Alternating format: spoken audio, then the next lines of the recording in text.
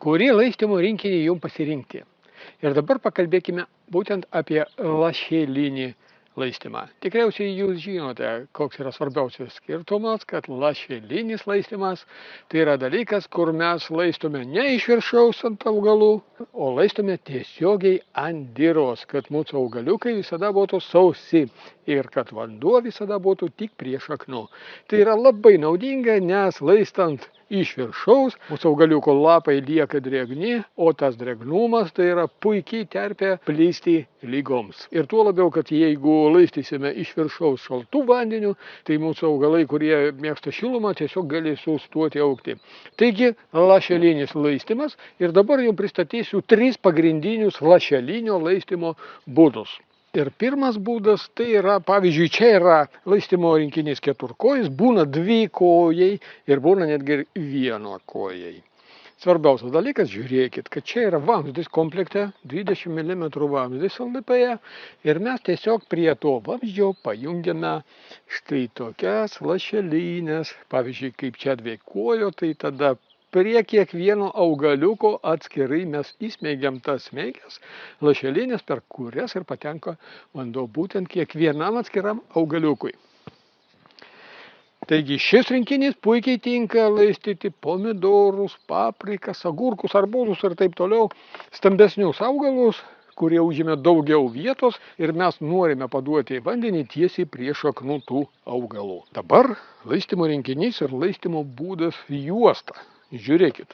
Snakai, braškės, sodinsime svogūnus, pasėsime ridikėlius, morkas ir taip toliau. Viskas, kas eina eilėmis, tai mes laistume su juosta. Būtent juosta.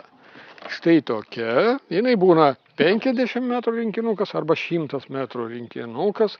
Ir žiūrėkite, kaip ta juosta atrodo. Svarbiausia yra principas. Jinai yra labai lanksti, labai lengva ją yra pjauti, montuoti ir taip toliau.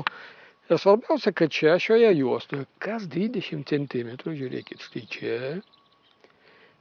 čia šioje vietoje padarytos lašelinės, kapiliarinės lašelinės. Ir taip mes su čia juosta palaistome, pats pavadinimas sako save, visą juostą. Ne atskirus augalus, bet visą juostą. Ir trečias variantas, mes turime rinkinius, kurie pavadinti rinkinys gyvatvorė.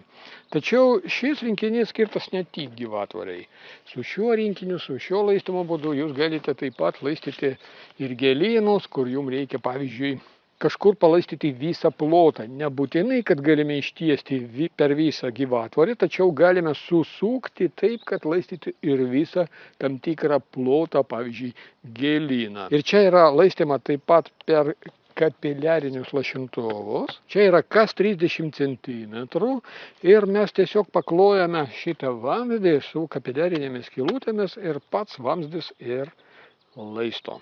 Vamzdis yra ilgaamžis, jūs galite pakloti tą vamzdį savo gėlynę arba po gyvatvorę ir palikti ją keliems metams. Tiesiog kitą metą iš pavasario praplaunate iš vidaus, jungiate vandenį ir jis vėl veikia. Kitą metą po žiemos vėl praplaunate iš vidaus ir vėl paleidžiate vandenį ir vėl jis veikia. Ilgaamžis sprendimas jūsų želdynams, jūsų gyvatvorėms, jūsų gėlynams. Taip pat šis vamzdis, manau, kad tiks ir, pavyzdžiui, krūmams, pavyzdžiui, šilauogėms. Ir dabar principas juostos ir šio sprendimo yra panašus, tik skirtumas svarbiausias yra, kad aišku, kad šis vamzdis bus ilgaamžiškesnis. O juostą mes dedam, pavyzdžiui, darže, kur mes tą juostą galime pašalinti iš pavasario tam, kad apdirti, sukultivuoti visą dirvą. Taigi juostą mes dedam ten, kur mes judinam dirvą.